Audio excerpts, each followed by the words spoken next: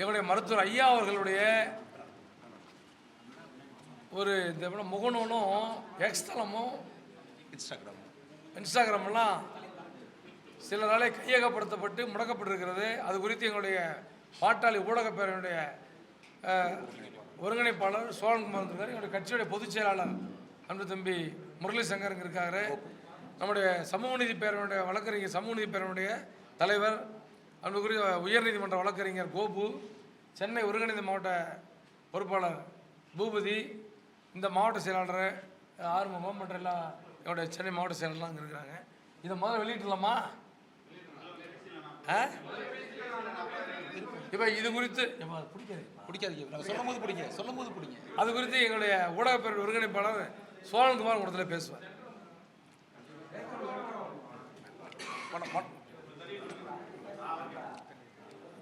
அனைவருக்கும் வணக்கம். இப்போ பார்த்தீங்கன்னா 28/5/2025 பிறகு பாட்டாளி மக்கள் கட்சியினுடைய நிறுவனர் மற்றும் தலைவர் மருத்துவர் ஐயா அவர்களுடைய முகநூல் கணக்கு, எக்ஸ் தளம், இன்ஸ்டாகிராம் அனைத்தும் முடக்கப்பட்டுள்ளது. இது மூணும் பார்த்தீங்கன்னா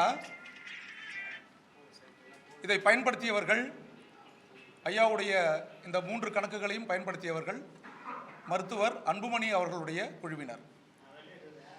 பெயர் சொல்ல வேண்டும் என்று சொன்னால் பாவேந்தன் என்கின்ற நபர் ஒருவர், அருள் ரத்னம் என்பவர், வினோபா பூபதி, வழக்கறிஞர் பாலு, இவர்கள் தான் இந்த 3 கணக்குகளையும் பயன்படுத்தி வந்தனர். அப்போ பார்த்தீங்கன்னா 28/5/2025 பிறகு இது முடக்கப்பட்டிருக்கு. எந்த விதமான செய்திகளும் இல்லை. அதையும் நீங்களே பார்த்துக்கலாம், அதோடைய கணக்குகளில் நீங்கள் பார்த்துக்கலாம். இப்போ நாங்கள் எங்களுடைய தரப்பின் மருத்துவர் ஐயா அவர்களுடைய தரப்பின் சார்பாக 4/7 பாட்டாளி மக்கள் கட்சியினுடைய நிறுவனர் தலைவர் மருத்துவர் ஐயா அவர்களுடைய சார்பாக 4/7/2025 இது சம்பந்தமாக deputy superintendent of police SCCIC/CCW Chennai 83க்கு நாங்கள் ஒரு புகார் கடிதத்தை அனுப்பியிருந்தோம். 25/7/2025 பார்த்தீங்கன்னா எங்களுக்கு அதற்குண்டான மேலும் ஆதாரங்களை தருமாறு அவர்கள் பணித்தார்கள். அந்த ஆதாரங்களையும் நாங்கள் கொடுத்திருக்கின்றோம். இதுவரையும் எந்த விதமான நடவடிக்கையும் இல்லை. மீண்டும் இன்றைக்கு அவர்களை சந்திக்கிறதற்காக நாங்கள் முயற்சி செய்திருக்கின்றோம். இன்றைக்கு பார்க்க போகிறோம். இப்போ இந்த நிலையில் பார்த்தீங்கன்னா சரி, அந்த கணக்குகள் முடக்கப்பட்டுள்ளது. புதிதாக கணக்குகளை மருத்துவர் ஐயா, பாட்டாளி மக்கள் கட்சியுடைய நிறுவனர் மருத்துவர் ஐயா அவர்களுடைய பரிந்துரையின் பேரில், ஆலோசனையின் பேரில் புதிதாக கணக்குகளை நாங்கள் துவக்க முயற்சிக்கும் பொழுது ஏற்கனவே இருந்த கணக்குகளின் வழியாக, எக்ஸ் தளத்தின் கணக்குகளின் வழியாக புதிதாக துவங்கப்பட்டுள்ள கணக்குகளை முடக்குவதற்கு அவர்கள் முயற்சி செய்கிறார்கள். அதையும் தாண்டி எக்ஸ் தளத்திற்கும் ஃபேஸ்புக்குக்கும் முகநூல் கணக்குக்கும் நாங்கள் புதிதாக கணக்குகளை துவங்கி இருக்கின்றோம். ஊடகத்தின் வாயிலாக இத்தகைய ஒரு சிறுபிள்ளைத்தனமான ஒரு செயலை அவர்கள் செய்து கொண்டிருப்பது வேதனை அளிக்கிறது. இதற்கு ஒரு முடிவை காவல்துறை அவர்கள், கிரைம் டிபார்ட்மெண்ட் அவர்களின் மூலமாக ஒரு நிரந்தர ஒரு தீர்வை அவர்கள் காணுவார்கள்.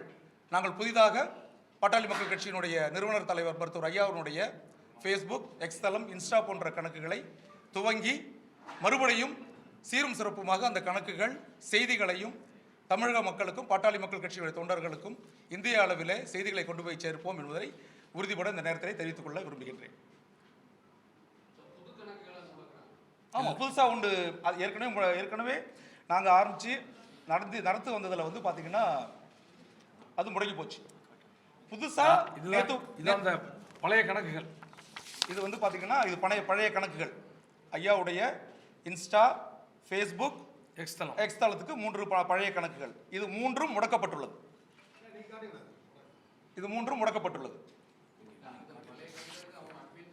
ஆமாம், இல்லை புது கணக்கு. இப்போ நேற்று ஒரு அதாங்க எப்படின்னா, பழைய கணக்குகளை அட்மினா அவங்க இருந்தாங்க. அவங்ககிட்ட இதனுடைய இதெல்லாம் எல்லாம் அந்த என்ன சொல்லுவாங்க, அந்த பாஸ்வேர்டெலாம் இருந்துச்சு. அதை தமிழில் சொல்லணும்னு பார்த்தேன். இப்போ அந்த பாஸ்வேர்டை வச்சு ஐயாவுக்கு சம்மந்தம் இல்லாமல் அதை பண்ணுறாங்க. அதான் சொல்லுங்கள். இப்போ என்னென்னா அவர் நல்லா கேட்டாங்க அந்த கேள்வி. ஏற்கனவே அட்மினாக இருக்கிறவங்க அந்த அந்த அந்த பழைய கணக்கில் எந்த விதமான பதிவுகளும் 28/5/2025 பிறகு கிடையாது. இப்போ நேற்று வந்து ஒரு புது கணக்கு ஒன்று நாங்கள் ஆரம்பித்தோம். அப்போது அதை எப்படி ரிப்போர்ட் பண்ணுறாங்கன்னா, மருத்துவர் ஐயாவுடைய கணக்கு பழைய கணக்கின் வழியாக மருத்துவர் ஐயா இந்த கணக்கை ரிப்போர்ட் அடித்து மேலும் ஏனைய சில நபர்கள் மூலமாக ரிப்போர்ட் பண்ணி அதை வந்து பிளாக் பண்ணுறதுல அவங்க செஞ்சுக்கிட்டு இருக்காங்க, உடனுக்குடன் செஞ்சுக்கிட்டு இருக்காங்க. இது வந்து எத்தகைய செயல்ங்கிறது ஊடகத்தின் வாயிலாக தமிழக மக்களுக்கு நாங்கள் தெரிவித்துக் கொள்ள ஆசைப்படுகிறோம்.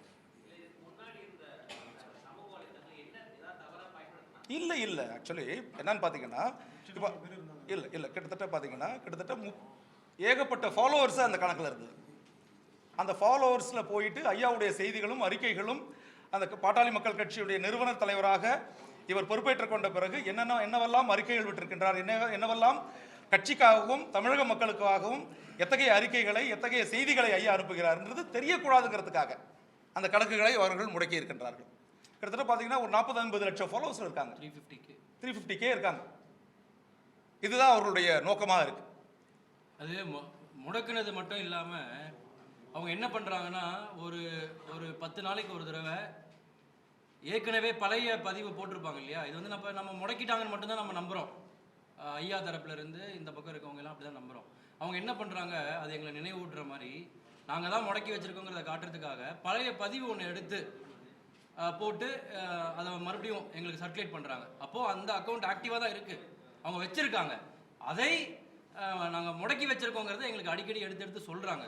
இது வந்து இல்லை, ஐயா நிறைய அறிக்கைகள் விட்டுருப்பாங்கல்ல, கட்சியை பற்றி அறிக்கைகள் விட்டுருப்பாங்க, பொதுவான விடயங்களை பற்றி நிறைய அறிக்கைகள் விட்டுருப்பாங்க. அந்த அறிக்கைகளை வந்து திருப்பி எடுத்து ரொட்டேட் பண்ணிவிட்டு ஒரு ஒரு ஒரு சர்க்குலேஷன் பண்ணிவிட்டு அந்த ஐடியா கேட்டு தான் இருக்குது, எல்லாமே நாங்கள் தான் நிர்வகிக்கணுன்ற மாதிரி ஒரு ஒரு என்ன சொல்கிறது, ஒரு மனநிலை அவங்க இருக்காங்க. சார் இப்போ கட்சியை பிடுங்கிறதுக்கு முயற்சி பண்ணுற மாதிரி இப்போ இணையதளத்தை ஐயாவுடைய இணையதள முகவரியெல்லாம் பிடுங்கி வச்சுருக்காங்க.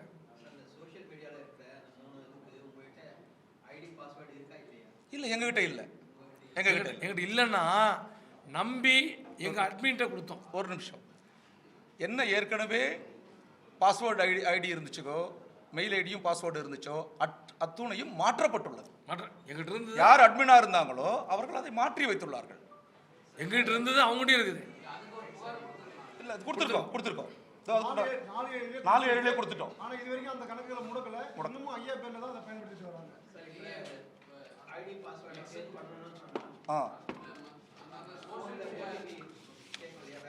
அது எல்லாமே அவங்க வச்சிருக்காங்க. எங்களுடைய காவல்துறைக்கு கம்ப்ளைண்ட் காப்பி முயற்சி செஞ்சு அவங்ககிட்ட தான் இருக்கு. இல்லை சார், ஐடி பாஸ்வேர்டு எங்கிட்ட இருந்தது, அதை வந்து அவங்க அதை வந்து அட்மினாக இருந்தாங்க, இப்போ அதை மாற்றிட்டாங்க. கிரியேட் பண்ணது மருத்துவர் ஐயா பேரில் கிரியேட் பண்ணிட்டு அவங்களுடைய ஃபோன் நம்பர் அவங்களுடைய மெயில் ஐடியை யூஸ் பண்ணி உருவாக்கிட்டு தான் இப்போ அதை என்ன பண்ணுறாங்க, அவங்க கண்ட்ரோலில் இருக்கிறதுனால அதை முடக்கி வைக்கிறதும் அவங்களுக்கு எளிதாக இருக்குது. ஸோ நாங்கள் வந்து என்ன சொல்கிறோம்னா, நீங்கள் எடுத்துட்டீங்க அந்த ஐடியை, எடுத்ததுக்கு பிறகு அதில் எதுவும் பதிவு போடக்கூடாது, எதுவாக இருந்தாலும் நாங்கள் கிரியேட் பண்ணுறதுல பண்ணணும் அப்படின்னு சொல்லி நம்ம காவல்துறையில் கிரைம் பிரான்ச்சில் கம்ப்ளைண்ட் கொடுத்துருக்கோம், சைபர் கிரைமில். அந்த கம்ப்ளைண்ட் கொடுத்து அதை முடக்க சொல்லியிருக்கோம். ஆனால் இன்ன வரைக்கும் அந்த ஐடி முடக்கப்படலை. சரி, முடக்கவும் படல, மீட்டு கொடுன்னு கேட்டால் மீட்டும் கொடுக்கல. நாங்கள் புதுசாக ஆரம்பித்தாலும் அந்த ஐடி வச்சு நாங்கள் தான் ஒரிஜினல் ஐடின்னு சொல்லிட்டு மருத்துவர் ஐயா சொல்கிற மாதிரி நாங்கள் தான் ஒரிஜினல் ஐடின்னு சொல்லி புதுசாக கிரியேட் பண்ணுற ஐடியை அவங்க முடக்கிறாங்க, அந்த வேலை செய்கிறாங்க. ஆக மருத்துவர் ஐயா பற்றிய எந்த செய்தியுமே சோசியல் மீடியா மூலமாக, சமூக ஊடகம் மூலமாக வெளியில் போயிடக்கூடாது, மக்களை போய் சென்றடைஞ்சிடக்கூடாதுன்னு திட்டமிட்டு இந்த ஒரு சதி செயல், இது ஒரு அப்பட்டமான சதி செயல் தான். மருத்துவர் ஐயாவுக்கு செய்யக்கூடிய அப்பட்டமான ஒரு துரோகம். கட்சியினுடைய வளர்ச்சியை முடக்கக்கூடிய விதத்தில் இவங்க வந்து தொடர்ந்து இந்த செயலை செஞ்சுட்டு வராங்க. மக்களும் இதை பார்த்துட்டு தான் இருக்காங்க, உங்களை போன்ற பத்திரிகையாளரும் இதை பார்த்துட்டு தான் இருக்கீங்க. எதிர்காலத்தில் இதற்கான பலனை அவங்க நிச்சயம் அறுவடை செஞ்சே ஆகணும். அதுதான் இந்த நேரத்தில் நாங்கள் தெரியப்படுத்துவோம். ஒவ்வொருத்தரா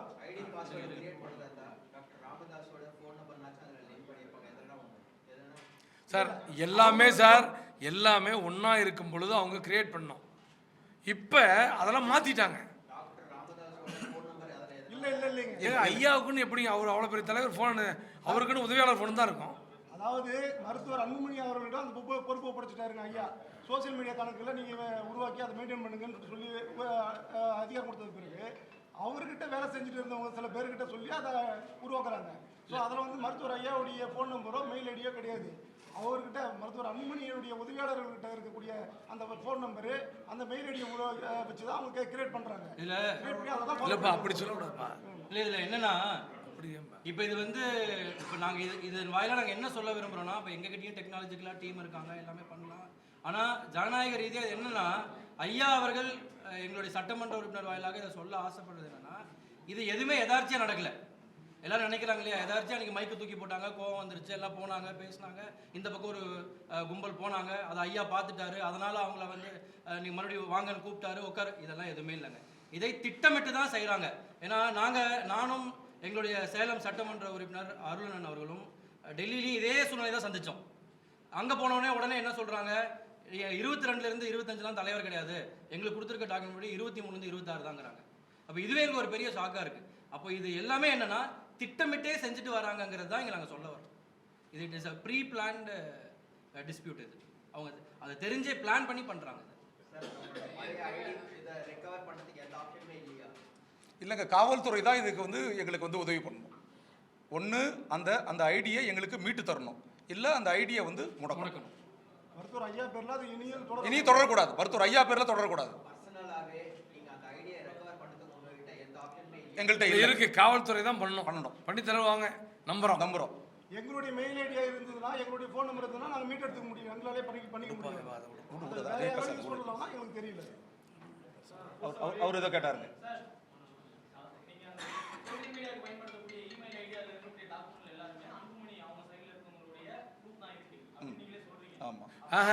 ப்ரூஃப் இருக்குன்னு நான் சொல்லிங்க.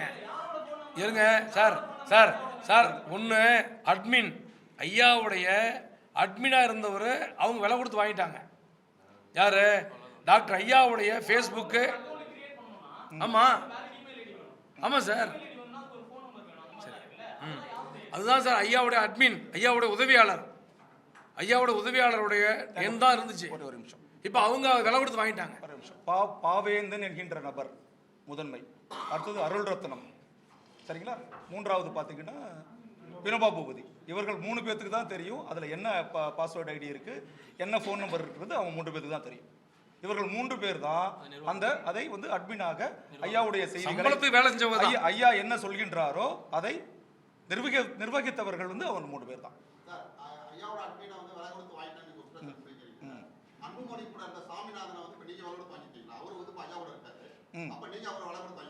இல்ல அந்த மாதிரி கிடையாது.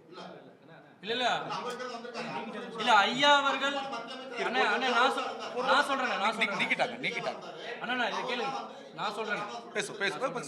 ஐயா அவர்கள் முதலாக ஐயா அவர்களுக்காக நியமித்தவர் தான் சுவாமிநாதன் அவர்கள். அதுக்கப்புறம் அண்ணன் வந்து அமைச்சராகி டெல்லியில இருக்கும்போது ஐயா அவர்கள் நியமித்தவர் தான் அவரை. அதுக்கப்புறம் அவருடைய அந்த காலகட்டம் முடிஞ்சு அவங்க இங்க வந்ததுக்கு அப்புறம் அவரை நீக்கிட்டாங்கன்னா அவர் வேலையில் இல்லாமல் இருந்தார். அப்புறம் மறுபடியும் ஐயாவிட்ட வந்து அவர் வேண்டுகோள் வச்சு அவராக சேர்ந்தது தான். அவராக தான் வந்து சேர்ந்தார். மருத்துவர் அன்புமணி அவர்களால் நீக்கப்பட்டவர் சுவாமிநாதன். நீக்கப்பட்ட சுவாமிநாதன் திரும்பவும் பழையபடி மருத்துவர் ஐயாவுடன் பயணிப்பதில் என்ன தவறு இருக்கு? அது மருத்துவர் அன்புமணிக்கும் சுவாமிநாதனுக்கு தான் தெரியும். அதாங்க இப்போ நான் சொல்றது உங்களுக்கு புரியுதா இல்லையா? Only doctor Anbumani knows what is the reason and why Swaminathan has been removed from his post of personal assistant. புரிஞ்சுதுங்களா? அடுத்தது ஆமாங்க அதுக்கும் இன்னும் விடை தெரியலங்க.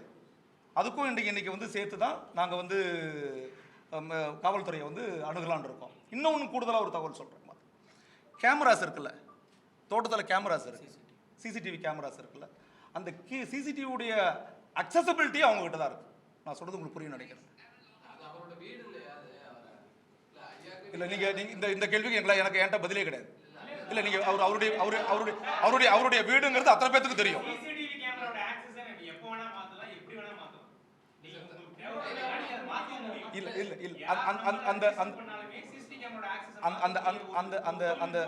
அந்த ஒட்டு கேட்பும் கருவி கண்டுபிடித்த பிறகுதான் அத்தனையும் மாற்றப்பட்டுள்ளது. அது வரைக்கும் பார்த்தீங்கன்னா ஆக்சஸ் அவங்க கிட்ட தான் இருந்துச்சு. இல்லை நம்பர் நீங்கள் சொல்கிற மாதிரி சிசிடிவியில் எப்போ வேணால் மாற்றலாம். நாங்கள் ரீசெட் பண்ணால் ஒரு ஓடிபி கேட்கும், நம்ம மாற்றலாம். அந்த ரீசெட் பண்ணால் ஓடிபி வர இமெயில் ஐடியோ நம்பரோ யார்கிட்ட இருந்து ஐயா நம்பி வச்சுருந்தாரோ அவங்கள வந்து இப்போ அவங்க பனையூரில் கூப்பிட்டு வச்சுருக்காங்க. அவங்க எங்களால் கான்டாக்டே பண்ண முடியல, எப்படி மாற்றலாம்னு சொல்லுவாங்க. அப்படிலாம் பண்ண முடியாது. அப்படி பண்ண முடியாது. புதுசா மாத்தலாங்க. முயற்சி பண்ணோம். புதுசா மாத்தலாங்க. முயற்சி பண்ணோம். அந்த அக்கௌண்ட்டே இருந்தா தானங்க பாஸ்ட் ரெக்கார்ட் தெரியும். யார் வந்தாங்க போனாங்க ரெக்கார்ட் அப்படியே இருக்கும். நீங்க சொல்றது வந்து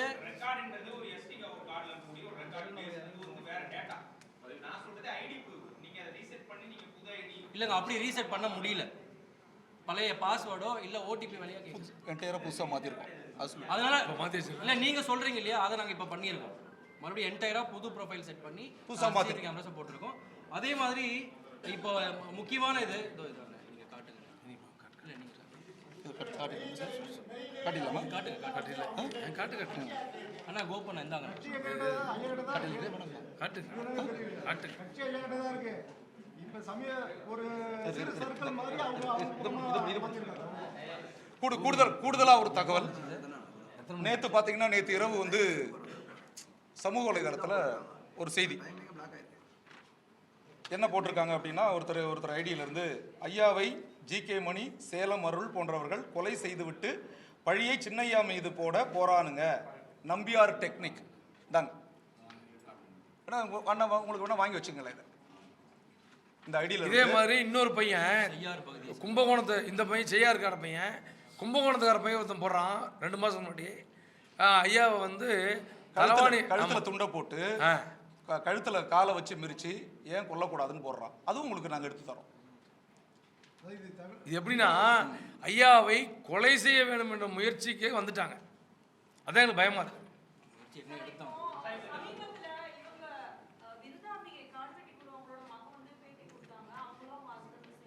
இல்ல விருத்தாம்பகை பேட்டி கொடுத்தாங்களா, இல்ல காட்டுடைய பையன் பேட்டி கொடுத்தாங்களா? மனோஜ்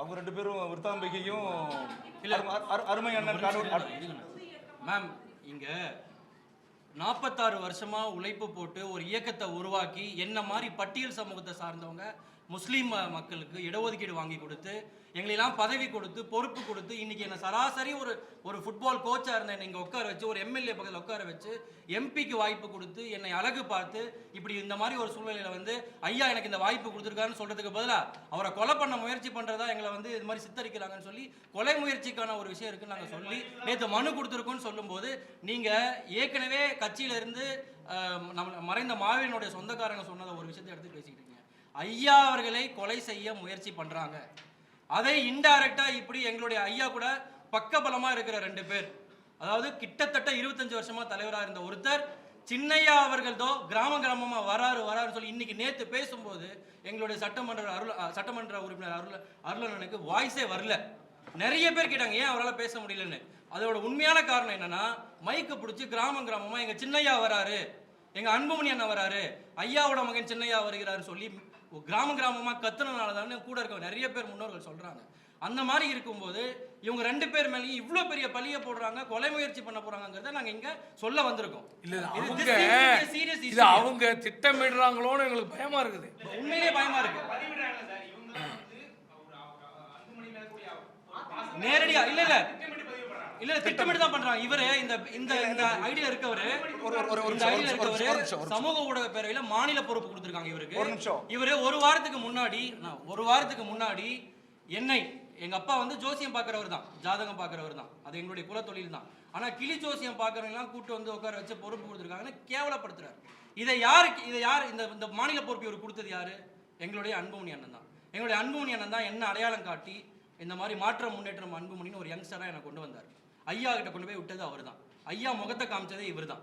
அப்போ இன்னைக்கு இந்த டீசன்ட் அண்ட் டெவலப்மெண்ட் பாலிடிக்ஸ் இல்லாம ஒவ்வொருத்தரையும் அசிங்கமா, அதாவது ஒரு சட்டமன்ற உறுப்பினரை தோலை துண்டு போட்டு ஒரு சப்பல் வச்சுக்கிட்டு சப்பலுக்கு பாலிஷ் போடுற மாதிரி, நான் வந்து பிச்சை எடுக்கிற மாதிரி, அதெல்லாம் கூட எங்களை எல்லாம் இந்த மாதிரி திட்டமிட்டு தாக்கிட்டு இருந்தவங்க நாங்க சகிச்சு போய்கிட்டு தான் இருந்தோம். 3 மாசம் அப்படிதான் போயிட்டு இருக்கோம். அது என்ன குறிப்பா இப்ப என்னெல்லாம் வந்து அந்த டம்மி பொதுச்செயலாளர்னு சொல்றது, ஜாதியை சொல்லி திட்டுறது, என்னுடைய மகள் பட்டியல் சமாஜத்தை சேர்ந்தவர் இல்லங்க அவர் செய்யறாருங்க, இவருக்கு அவர் பொறுப்பு கொடுத்துருக்காருன்னு சொல்றேன். அதே நபர் நாங்க சகிச்சுட்டு தான் போயிட்டு இருந்தோம். ஆனா இன்னைக்கு ஐயா அவர்களையே கொலை செய்யலாங்கிறத பிளான் பண்ணி அது இன்னொருத்தங்க மேல போடுற மாதிரி பண்றாங்களே, இது வந்து எப்படி என்டர்டெயின் பண்றதுன்னு கேக்குறோங்க. ஐயா அவருடைய உயிருக்கு பாதுகாப்பு வேணுங்கிறதுக்காக தான் நேற்று எங்களுடைய சட்டமன்ற உறுப்பினர் அங்க போய் மனு கொடுக்க போயிருந்தார். யாரெல்லாம் மருத்துவர் ஐயாவை விமர்சனம் செய்கின்றார்களோ முகநூல் வழியாக, யாரெல்லாம் அதிகமாக வைகிறார்களோ, திட்டுறாங்களோ, அவங்களுக்கு கூடுதலான பதவி. உங்களுக்கு என்ன எத்தனை சாட்சி வேணும் அதுக்கு? அதாவது சார், ஒரே நிமிஷம், நான் என்ன சொல்ல வரேன்னா, ஒரு கட்சியினுடைய தலைவர்னு தன்னை அறிமுகப்படுத்திக்கிறாரு. அவர் கீழே இருக்கிறவங்க தவறு பண்றாங்கன்னா அதை தட்டி கேட்கணும். அதில் இப்போ குறிப்பாக சமூக ஊடகங்களில் பொதுத்தளத்தில் பொதுமக்கள் பார்க்குற மாதிரி மிக கேவலமாக மிகவும் அருவருக்கத்தக்க வகையில் அவங்க குடும்பத்தார்கள், அதாவது ஐயா ஆதரவாளர் குடும்பத்தாரெல்லாம் அசிங்கமாக திட்டி பதிவிடுறாங்க. இதை பார்த்துட்டு இருக்கிற மருத்துவர் அன்புமணி ராமதாஸ் அவர்கள் ஒரே வார்த்தை, யாராவது என்னை மீறி இது மாதிரி வந்து பொதுத்தளங்களில் செயல்பட்டீங்கன்னா உங்களை அடிப்படை உறுப்பினர் நான் நீக்கிடுவேன் அப்படி ஒரு வார்த்தை இது வரைக்கும் சொல்லியிருக்காரா? சொல்லலைன்னா இதுக்கு எல்லாத்துக்கும் அவர் தான் காரணம். அவருடைய பின்புலத்தோடு தான் இவங்க இருக்கிறாங்கன்னு நாங்கள்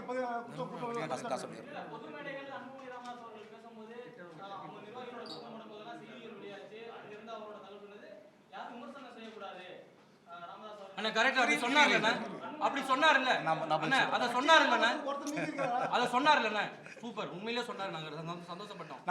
நாங்களும் அப்படிதான் நம்புறோம். என்னையும் எங்க சட்டமன்ற உறுப்பினர்களையும் ஐயாவையும் கொச்சைப்படுத்தி அசிங்கப்படுத்தி பேசின ஒருத்தருக்கு மாநில பொறுப்பு கொடுத்துருக்கு. கூடுதல் பொறுப்பு இல்ல, அந்த குறிப்பிட்ட ஒருத்தர் யாரை வார்ன் பண்ணாரோ, யாரை வந்து வார்ன் பண்ணி பேசினாரோ மேடையில, அவருக்கே மாநில பொறுப்பு கொடுத்துருக்கு. இல்ல, அவரை வந்து முதுகுல தட்டி வாழ்த்து சொல்றாரு. அந்த வீடியோ வேணாலும் இருக்கு. வீட்டுக்கு அழைத்து ஐயாவை அசிங்கமா திட்டி பதிவிட்ட ஒருவருக்கு முதுகுல தட்டி கொடுத்து ஊக்கப்படுத்தி அனுப்புறாரு. இதை எப்படி நாங்க ஏத்துக்கிறது? அப்ப இவர் சொல்லிதான். இப்போ எங்க சமூக நீதி பேரவை தலைவர் இருக்கார் இல்லையா, அவரு நம்மளுடைய கோபண்ணன், அவர்கிட்ட மட்டும் எத்தனை ஸ்கிரீன்ஷாட் எங்க கட்சியில இருந்து கொடுத்துருக்க மட்டும் கேளுங்க. அவரால் ஹேண்டிலே பண்ண முடியாத அளவுக்கு இருக்கு. ஆனா அவங்க எல்லாருமே எங்க மாநில பொறுப்பு வாங்குறாங்க. சரி சரி சரி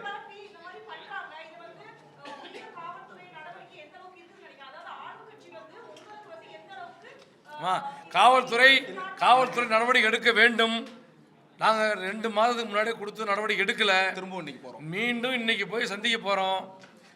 நடவடிக்கை எடுப்பாங்கன்னு நம்புறோம். அப்படி இல்லைன்னா மிகப்பெரிய அளவில் போராட்டம் செய்வோம்.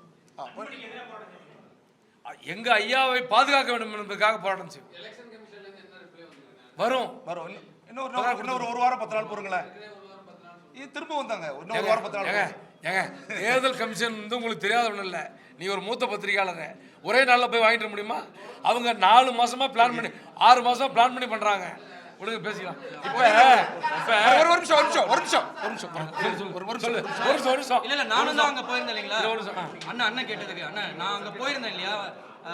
இப்போ தேர்தல் ஆணையத்தை சந்திச்சுட்டு சில ஆவணங்களை கொண்டு வந்து கொடுக்குறோன்னு சொன்னோம். கொடுத்ததுலேருந்து 1 வாரம் டைம் கேட்டாங்க. நாங்கள் ஏன் நீங்கள் 1 வாரம் கேட்டப்போ அங்கே தசரா விழா நடக்குது, அதனால அவங்க 1 வாரம் டைம் கேட்டிருக்காங்க. எங்க சப்ளிமெண்டரி பேப்பர்ஸ் அவங்க கேட்டாங்க. கூடுதல் தகவல்களை கேட்டிருக்கின்றார்கள். அந்த கூடுதல் தகவல்களை கௌரவ தலைவர் அவர்கள் கொண்டு போய் கொடுத்திருக்கின்றார். கூடிய விரைவில் தேர்தல் ஆணையம் பரிசீலித்து நியாயத்தை வழங்கும், உண்மையை நிலைநாட்டும் என்று நாங்கள் நம்புகின்றோம். ஒரே நிமிஷம் நோக்கம் வேற இல்ல. இப்ப இந்த ஐடியை வந்து நாங்க இன்னைக்கு கிரியேட் பண்றோம். இந்த கூட்டத்தினுடைய இந்த செய்தி ஊடகவியலாளருடைய சந்திப்பின் மூலமாக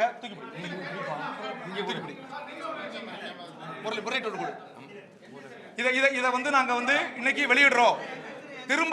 திரும்பவும் இன்றைக்கு இதை முடக்குவதற்கான வாய்ப்புகள் நிறைய இருக்கிறது.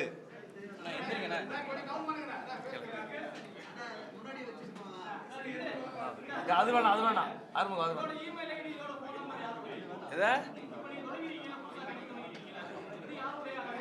இது ஐயாவே நேரடியாக ஐயாவுடைய நேரடி மேற்பார்வையிலே பண்ணிடுறோம்.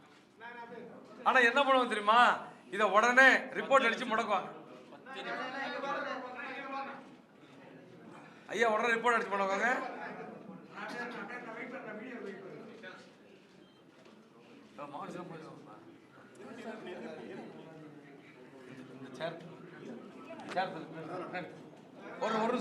ஒரு நிமிஷம் சரி பின்னாடி அப்படியே கேபினட் இங்கே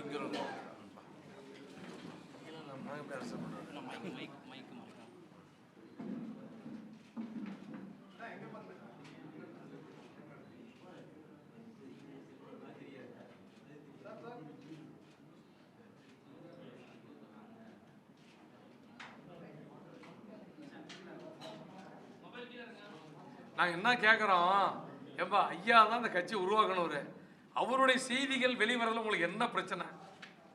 உங்களுக்கு எதிர்ப்பாக செய்ய போறாரு?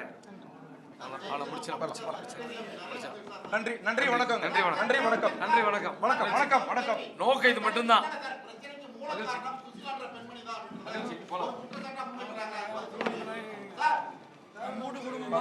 குடும்பத்தை போய்